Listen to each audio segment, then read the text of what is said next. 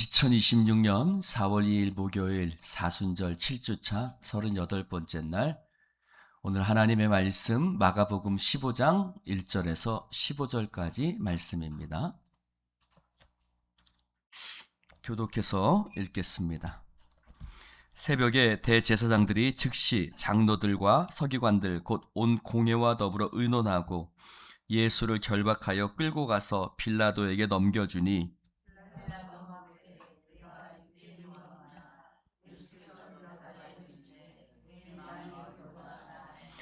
대제사장들이 여러 가지로 고발하는지라.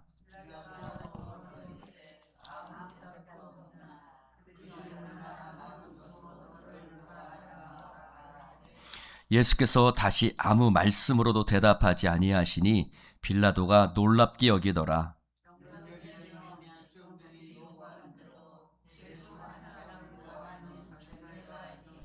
밀란을 꾸미고 그 밀란 중에 살인하고 체포된 자 중에 바라바라 하는 자가 있는지라.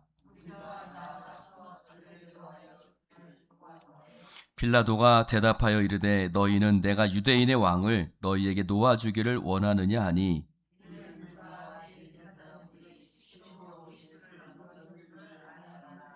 그러나 대제사장들이 무리를 충동하여 도리어 바라바를 놓아달라 하게 하니,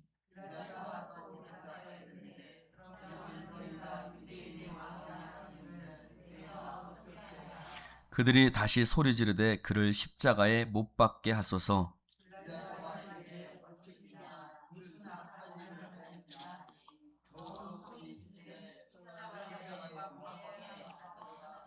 함께합니다. 빌라도가 무리에게 만족을 주고자 하여 바라바는 놓아주고 예수는 채찍질하고 십자가에 못 박히게 넘겨주니라. 아멘. 오늘 말씀 속에서 특이한 점을 하나 발견할 수 있었습니다. 그것은 재판 중임에도 불구하고, 그것도 다른 사람 아니라 본인의 재판 중임에도 불구하고 예수님께서 딱 한마디 말씀만 하신다는 것입니다. 2절에 뭐라고 말씀하시죠? 네가 유대인의 왕이냐라고 묻는 빌라도의 질문 앞에 예수님께서 내 말이 옳도다라고 말씀하시는 딱 한마디밖에 나오지 않습니다. 이 말은 변명도 아니고 자기 변호도 아니었습니다. 이 말을 직역하면 내가 말하고 있다라는 뜻입니다. 그래서 이 말은 빌라도의 질문을 인정하거나 긍정하는 말이 아니라 세번역 성경도 당신이 그렇게 말하였소라고 번역하고 있습니다. 참으로 이상한 일이죠. 왜냐하면 재판 중에 자신을 변호하는 것은 너무나 당연한 것이기 때문입니다. 그래서 빌라도가 예수님의 그 모습을 보고 오늘 말씀에 보면 뭐라고 얘기했냐면 놀랍게 여기더라 라고 5절에 쓰여져 있습니다. 그 말씀을 더 정확하게 표현하면 이상하게 여겼다는 것입니다. 왜냐하면 지금까지 빌라도는 재판정에서 그런 사람을 한 번도 보지 못했기 때문일 것입니다. 예수님의 침묵은 14장 61절에서도 나오지요. 예수님이 대제사장의 관정에 끌려가서 그 뜰에서 대제사장이 네가 찬송받을 그리스도의 아들이냐? 14장 61절에 보니까 침묵하고 아무 대답도 아니하신다. 베드로의 모습과 굉장히 대조돼 보입니다. 베드로는 어떻게 하죠? 너 예수님의 제자 그 사람 맞지? 그랬더니 베드로가 그래요. 아닙니다. 너 그 사람 맞잖아. 아니라니까요. 너 그 사람 맞는데? 아이고 나 그런 놈은 알지도 못합니다. 예수를 저주하고 부인했다고 하니 예수를 욕했겠지요? 그런 철저하게 자기 변호를 하는 베드로의 모습이 우리의 모습과 더 다 있습니다. 그런데 예수님은 침묵하십니다.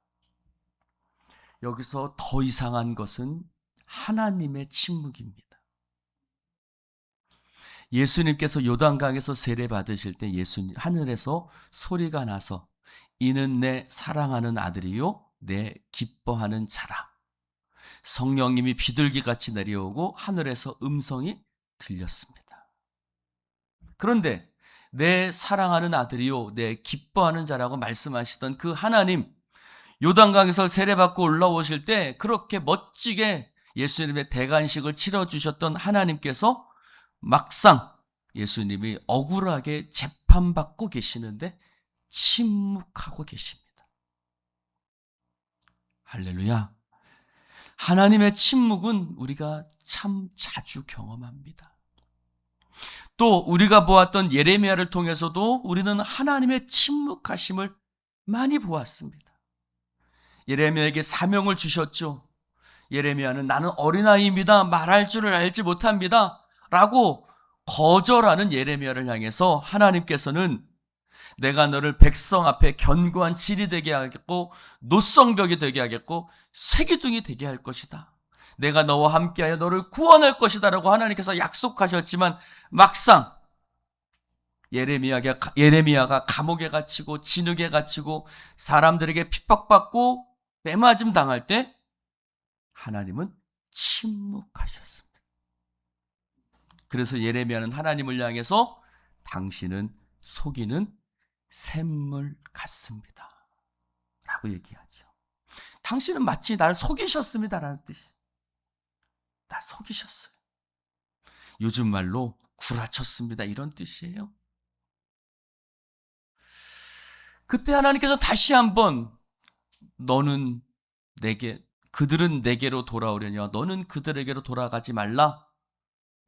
다시 하나님은 내가 이 백성 앞에 너를 견고한 노성벽 되게 하고 그들이 너를 칠지라도 너를 이기지 못할 것이다 라고 말씀하셨습니다.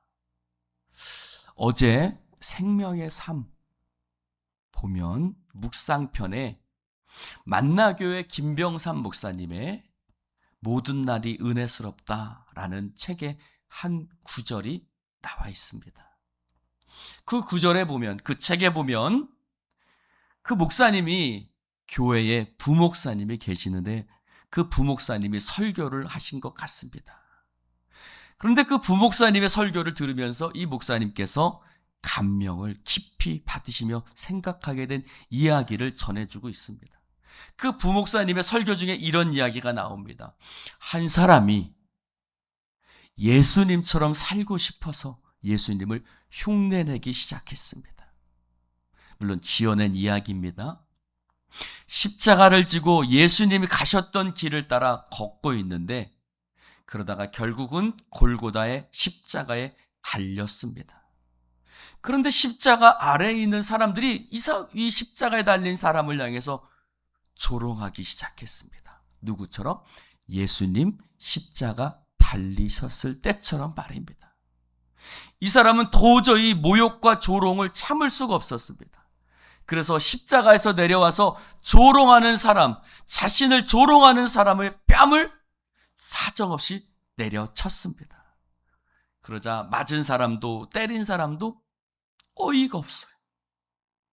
이 사람이 무언가 잘못됐다라는 것을 깨닫고 다시 십자가를 올라가려고 뒤를 돌아다 봤습니다. 그랬더니 이미 십자가가 사라져 버리고 없었습니다. 우리가 져야 하는 십자가가 혹시 영광의 자리에 올라가기 위한 수단이 되어버리진 않았습니까? 하고 이 목사님은 물었습니다. 마땅히 져야 할 십자가를 지지 않으면 우리가 져야 할 십자가는 사라져버리고 감당해야 될 십자가가 지고 있다면 묵묵히 지고 나아가는 여러분 되시기를 주님의 이름으로 축원을 드립니다. 그러면서 그 목사님은 마지막에 이렇게 쓰셨어요. 하나님은 십자가를 벗겨주시겠다고 약속하신 것이 아니라 십자가를 지고 가는 우리와 끝까지 함께 하겠다고 약속하셨습니다. 할렐루야. 하나님은 십자가를 벗겨주시겠다고 약속하신 것이 아니라 십자가를 지는 우리와 끝까지 함께 하겠다고 약속하셨다. 이 말이 저에게도 참 인상적이었습니다. 여러분, 십자가가 자신의 뜻을 이루기 위한 수단이 된 사람은 언제든지 십자가를 버릴 수 있지요. 그러나 이것이 세상을 바꾸려고 예수님을 찾아왔던 이들이 십자가를 지기 위해 골고다를 지고 가시는 예수님을 도저히 이해할 수 없었던 이유입니다. 예레미야 애가 3장 58절에 보면 이렇게 예레미야는 고백해요. 주여, 주께서 내 심령의 원통함을 풀어주셨고 내 생명을 속량하셨나이다 라고 고백해요. 다시 한번요. 주께서 내 심령의 원통함을 풀어주셨고 내 생명을 속량하셨나이다 라고 고백해요. 하나님이 자신의 원통함을 풀어주셨다는 거예요. 자신의 생명을 속량하고 지켜주셨다는 거예요. 도저히 예레미야 어디를 봐도 하나님께서 그의 원통함을 풀어주셨다는 기록이 없는데 예레미야는 하나님께서 나의 원통함을 풀어주셨다라고 고백합니다. 하나님께서 약속하신 대로 침묵하지 않으셨다라는 고백인 것이죠. 그런데 그 말씀 속에 이렇게 쓰여져 있습니다. 우리가 나눈 말씀이지만 여호와여 내가 심히 깊은 구덩이에서 주의 이름을 불렀나이다. 주께서 이미 나의 음성을 들으셨사오니 이제 나의 탄식과 부르짖음의 주의 길을 가리지 마옵소서. 내가 죽게 아랫날에 주께서 내게 가까이 하여 이르시되 두려워하지 말라 하셨나이다. 할렐루야. 하나님 앞에 기도할 때 하나님께서 가까이 하시고 그를 향해서 두려워하지 말라고 말씀하셨기 때문입니다. 그것은 바울의 삶 속에서도 여러 번 나와 있습니다. 바울이 예루살렘의 감옥에 갇혀 있을 때, 바울이 유라굴로의 깊은 광풍을 지나갈 때 바울은 고백합니다. 주께서 어젯밤에 내 곁에 서서 말씀하셨다. 할렐루야. 그가 빌립보의 감옥 속에서 하나님 앞에 찬송하고 기도할 때도 하나님께서 그와 함께 하셔서 감옥문을 열어주셨던 것처럼 할렐루야. 하나님께서 예레미야가 기도할 때 하나님께서 그와 함께 하시고 그에게 가까이 하여 이르시되 두려워하지 말라고 말씀하여 주신 줄로 믿습니다. 그는 세번역은 그 말씀을 이렇게 번역하고 있습니다. 하나님, 살려주십시오. 못 들은 채 하지 마시고 건져주십시오. 내가 깊고 깊은 구덩이 밑바닥에서 하나님의 이름을 불렀습니다. 그렇게 부르짖고 울부짖을 때 주님께서 내 간구를 들어주시고 내게 가까이 오셔서 두려워하지 말라고 말씀하시고 격려해 주셨습니다. 이것이 예레미야가 하나님께서 나의 원통함을 풀어주셨다고 말씀하신 뜻이었습니다. 즉 예레미야 곁에서 하나님께서 함께 계셨고 그를 도우시고 붙들어 주심으로 말미암아 예레미야가 끝까지 자신의 사명을 붙들고 십자가의 길을 걸어갈 수 있도록 하나님께서 예레미야에게 힘주시고 곁에서 위로하시고 고통하는 자리에 하나님께서 함께 하여 주신 줄로 믿습니다. 우리는 예수님의 침묵이 무엇인지도 알겠습니다. 예수님의 침묵은 당신이 침묵하지 않으실 때 십자가에서 내려와 자신의 조롱하는 사람의 뺨을 때리고 그 자신을 재판하는 자리에서 자신을 변호하며 나아갈 때 당신이 져야 할 십자가가 사라져 버린다는 것입니다. 더 이상 하나님께서 예수님을 통해서 구원하실 구원의 역사는 사라져 버리고 없어져 버린다는 것입니다. 그래서 예수님은 침묵하셨던 것입니다. 우리가 침묵하지 않을 때 하나님께서 우리 가정을 구원하실 역사는, 하나님께서 우리를 통해서 이루실 역사는 사라져 버리는 것입니다. 오늘 말씀 10절에 보면 이렇게 말씀하고 있어요. 이는 그가 대제사장들이 시기로 예수를 넘겨준 줄 알미러라 라고 했습니다. 여기서 시기라는 말은 사촌이 땅을 사면 배 아프다라는 그런 뜻입니다. 즉 다른 사람의 소유나 다른 사람의 성공과 관련해서 내 마음이 악의하고 분노하는 것을 말할 때 시기한다라는 것이. 즉 유대 지도자들은 예수님의 명성 때문에 자신들의 지배와 대중들의 존경심을 잃어버리는 것을 원하지 않았기 때문에 그 시기로 대제사장들은 예수님을 넘겨주었습니다. 대제사장들을 움직이는 것은 시기심이었습니다. 11절 볼까요? 11절 같이 한번 읽어봅시다. 시작. 그러나 대제사장들이 무리를 충동했습니다. 그랬더니 무리들이 뭐라고 그럽니까? 바라바를 놓아달라. 예수는 어떻게 하랴? 십자가에 못 박게 하소서. 여기 무리들을 충동했다고 그랬습니다. 즉 충동에 의해서 움직이는 사람, 선동에 의해서 움직이는 사람, 그 사람은 무리들이라고 불립니다. 충동한다는 말은 휘저어놓고 동요시키는 것, 그것을 충동이라고 말합니다. 대제사장들이 그들을 충동했고 사람들은 충동에 의해서 움직였습니다. 빌라도는 어떻습니까? 빌라도는 이 모든 것을 알았습니다. 다른 복음서에 보면 그는 그 아내의 편지, 즉 이 사람이 무죄한 사람인 것을 알았지만 그러나 오늘 말씀해 보니까 무리에게 만족을 주고자 하여 예수님을 채찍질하고 십자가에 못 박히게 넘겨주었다고 말하고 있습니다. 빌라도나 대제사장이나 무리들이나 별반 다를 바 없는 사람들입니다.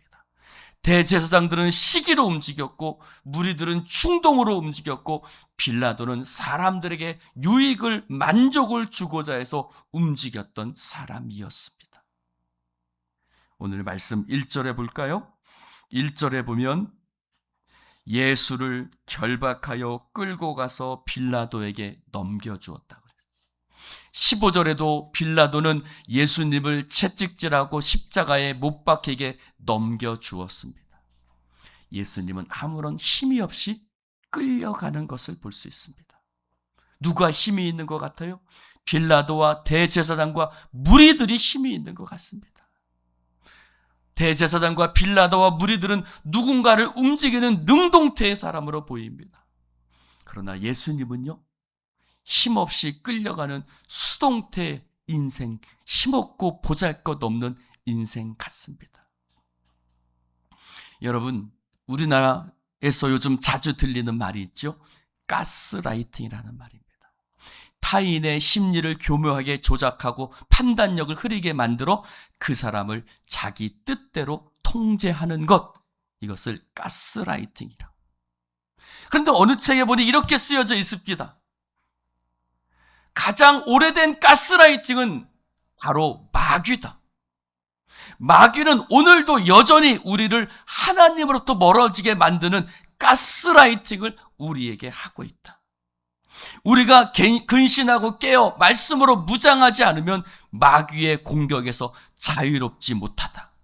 마귀의 영적 가스라이팅을 경계하라라고 어떤 책에 쓰여져 있는 것을 봤습니다. 사랑하는 성도 여러분, 대제사장과 빌라도와 무리들은 힘이 있는 자 같으나 그들은 사람과 환경과 사람들에 의해서, 환경에 의해서 움직이는 수동태의 사람들이었어요. 더 근원적으로는 마귀에 의해서 움직이는 사람들이었습니다. 예수님은요, 힘없이 넘겨지고 힘없이 채찍질 당하는 것 같았지만 그러나 예수님을 움직이는 것은 하나님의 말씀이었습니다. 그는 하나님의 말씀에 따라서 순종하여 자발적으로 행동하는 능동태의 삶을 살고 계신 것입니다. 누군가의 충동이 아닌, 자신의 만족과 유익이 아닌 오직 나와 함께 하시는 하나님으로 말미암아 묵묵히 하나님 아버지만 바라보며 십자가를 지고 가는 삶, 그것이 바로 예수님의 삶이었고, 그렇게 살아가는 것이 예수의 흔적인 줄로 믿습니다. 권위라는 말이 있죠. 누군가를 움직이는 힘, 그것을 권위라고 얘기합니다. 사랑하는 성도 여러분, 여러분을 권위는 어디에 있습니까? 나의 권위는 어디에 있습니까? 세상입니까? 사람들입니까? 자기 만족과 유익이 우리의 권위일 수 있습니다. 그러나 하나님을 여러분의 권위로 삼으시기를 주님의 이름으로 축원을 드립니다. 하나님이 나의 권위가 되기를 바랍니다. 하나님이 나를 움직이게 하는 힘과 능력이 되기를 바랍니다. 하나님의 말씀과 뜻이 나를 움직이게 하고, 세상이 아무리 나를 충동하고 사람들이 아무리 나를 핍박하고 나를 향해서 험한 말을 한다 할지라도 그것이 나를 움직이지 않다. 오직 주님만이 나를 움직이게 하시는 권위자 되기를 주님의 이름으로 축원을 드립니다. 기도합시다. 하나님 감사합니다. 무리에게 만족을 주고자 하여, 또 무리에게 충동을 하여 결국 그것이 사람들을 움직였고, 그것이 빌라도를 움직였고, 그것이 대제사장을 움직였습니다. 나를 움직이게 하는 것 오직 주님이 되게 하여 주시옵소서. 나의 권위자 오직 아버지가 되게 하여 주시옵소서. 오직 말씀에 따라서, 세상의 충동이 아닌 오직 주님의 말씀이 내 권위가 되게 하여 주시옵소서. 오늘 성령님 도와주시옵소서. 끊임없이 사탄마귀가 우는 사자와 같이 토로 삼킬 자를 찾고, 그것이 수없이 우리들을 둘러 엎을 때에 오직 하나님의 말씀이 나를 붙들어 살게 하여 주시옵시고, 오직 하나님의 말씀에 따라 움직이는 주의 백성 되게 하여 주옵소서. 오 성령님 함께 하소서. 오 성령여 역사하여 주시옵소서. 오직 성령님만이 나를 다스리고 주장하여 주옵소서. 감사드리며 예수님 이름으로 축복하며 기도드리옵나이다.